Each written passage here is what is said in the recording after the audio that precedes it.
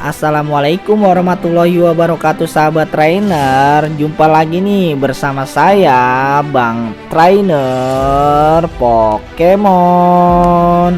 Dimanapun kalian berada, semoga kalian semua selalu dalam keadaan sehat dan dilimpahkan banyak rezeki ya. Pada video kemarin Bang Trainer ini udah bahas nih tentang Pokemon generasi ke-7. Ada Pokemon bertipe racun atau api yaitu Salandit beserta evolusinya, Pokemon bertipe normal atau petarung yaitu Stuffle beserta evolusinya, Pokemon bertipe daun yaitu Sweet beserta evolusinya, dan Pokemon bertipe peri yaitu Comfey beserta evolusinya. Sedikit informasi buat para sahabat trainer, jangan lupa nih buat mampir ke akun TikToknya Bang Trainer juga ya di @trainerpokemon8 dan mampir juga ke akun Instagramnya di @trainer_pokemon62. Nah, pada video kali ini Bang Trainer ini akan mengulas sedikit lanjutan Pokemon generasi ke-7 nih. Ada Pokemon bertipe normal atau telepati, Pokemon bertipe petarung, Pokemon bertipe serangga atau air, Pokemon bertipe hantu atau tanah, Pokemon bertipe air, dan Pokemon bertipe normal. Tapi sebelum lanjut tonton videonya, jangan lupa nih buat para sahabat trainer untuk subscribe, like, komen, dan share ya. Nah, apa sajakah Pokemonnya?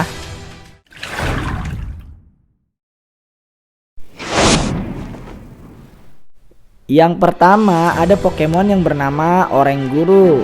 Oranguru ini merupakan Pokemon bertipe normal dan telepati. Pokemon ini termasuk kategori Pokemon bijaksana. Dalam Pokédex, Oranguru ini berada di nomor urut 765. Oranguru memiliki tinggi 1,5 meter dan berat 76,0 kg. Oranguru memiliki kemampuan kekuatan mental. Pokemon menjadi sangat terfokus sehingga Pokemon terlindungi dari kondisi terkejut. Oranguru juga memiliki kemampuan telepati, mengantisipasi serangan sekutu dan menghindarinya. Oranguru menggunakan kipas perang yang terbuat dari dedaunan dan rambutnya untuk mengendalikan para Pokemon sesuai kehendak hatinya. Oranguru mengetahui segala hal di seluruh penjuru hutan. Jika ada Pokemon yang terluka, dia akan mencari tanaman obat dan menyembuhkan luka tersebut. Oranguru sendiri ini memiliki kelemahan terhadap Pokemon bertipe serangga dan kegelapan. Dalam statistik Pokédex, hit pointnya ini bernilai 6, serangannya bernilai 4, pertahanannya bernilai 5, serangan khususnya bernilai 6, pertahanan khususnya bernilai 7, kecepatannya bernilai 4. Oranguru ini tidak memiliki bentuk evolusi. Selanjutnya yang kedua ada Pokemon yang bernama Passimian. Passimian ini merupakan Pokemon bertipe petarung. Pokemon ini termasuk kategori Pokemon kerja tim. Dalam Pokédex, Passimian ini berada di nomor urut 766. Passimian memiliki tinggi 2,0 meter dan berat 82,8 kg. Passimian memiliki kemampuan penerima. Pokemon dapat menyalin kemampuan dari sekutunya yang kalah. Passimian mematuhi perintah bosnya dan dengan kerja tim yang luar biasa, bekerja sama dalam mencari buah beri favorit mereka dan saling tolong menolong. Passimian hidup dalam kelompok yang berjumlah sekitar 20 ekor. Mereka dapat bertahan hidup di alam yang ganas karena masing-masing melakukan peran yang diberikan dengan baik. Passimian sendiri ini memiliki kelemahan terhadap Pokemon bertipe terbang, telepati, dan peri. Dalam statistik Pokédex, hit pointnya ini bernilai 6, serangannya bernilai 8, pertahanannya bernilai 6, serangan khususnya bernilai 3, pertahanan khususnya bernilai 4, kecepatannya bernilai 5. Passimian ini tidak memiliki bentuk evolusi. Selanjutnya yang ketiga ada Pokemon yang bernama Wimpod. Wimpod ini merupakan Pokemon bertipe serangga dan air. Pokemon ini termasuk kategori Pokemon sisik keras. Dalam Pokédex, Wimpod ini berada di nomor urut 767. Wimpod memiliki tinggi 0,5 meter dan berat 12,0 kg. Wimpod memiliki kemampuan terintimidasi. Pokemon dengan pengecut akan keluar dari pertarungan ketika hit pointnya menjadi setengah atau kurang. Pembersih alam yang kesana kemari memakan segala hal, bahkan benda busuk dan sampah. Daerah di sekitar sarang Wimpod selalu bersih. Wimpod selalu hidup bersama kelompoknya dan berjaga-jaga atas bahaya di sekelilingnya. Begitu merasakan kehadiran musuh, mereka segera kabur dan tercerai-berai. Wimpod sendiri ini memiliki kelemahan terhadap Pokemon bertipe listrik, terbang, dan karang. Dalam statistik Pokédex, hit pointnya ini bernilai 2, serangannya bernilai 3, pertahanannya bernilai 3, serangan khususnya bernilai 2, pertahanan khususnya bernilai 2, kecepatannya bernilai 5. Wimpod ini nantinya akan berevolusi menjadi Pokemon yang bernama Golisopod. Selanjutnya yang keempat ada Pokemon yang bernama Golisopod. Golisopod ini merupakan Pokemon bertipe serangga dan air. Pokemon ini termasuk kategori Pokemon sisik keras. Golisopod merupakan perubahan atau bentuk evolusi dari Pokemon yang bernama Wimpod. Dalam Pokédex, Golisopod ini berada di nomor urut 768. Golisopod memiliki tinggi 2,0 meter dan berat 108,0 kg.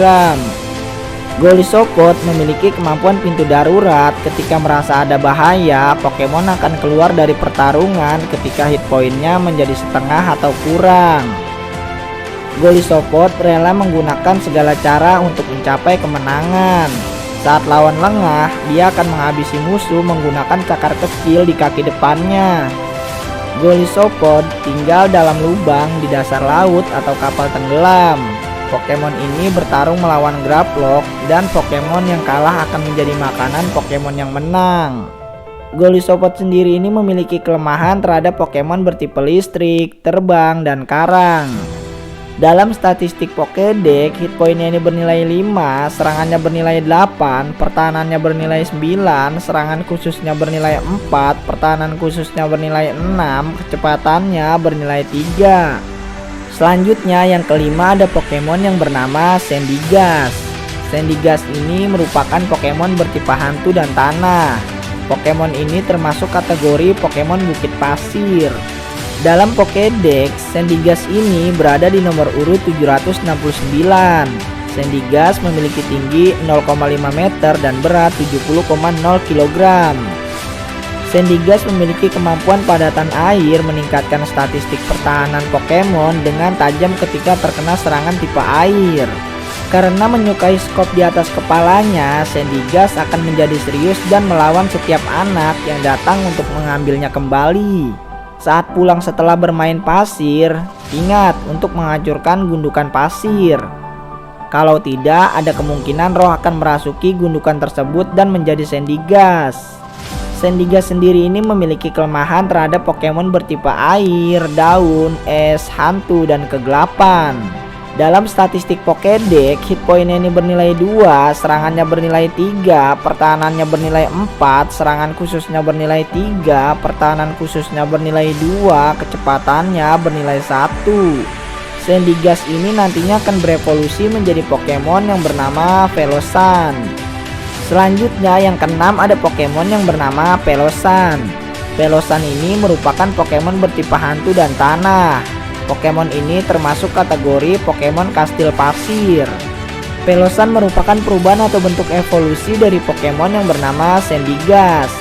Dalam Pokédex, Pelosan ini berada di nomor urut 770. Pelosan memiliki tinggi 1,3 meter dan berat 250,0 kg. Pelosan memiliki kemampuan padatan air, meningkatkan statistik pertahanan Pokemon dengan tajam ketika terkena serangan tipe air.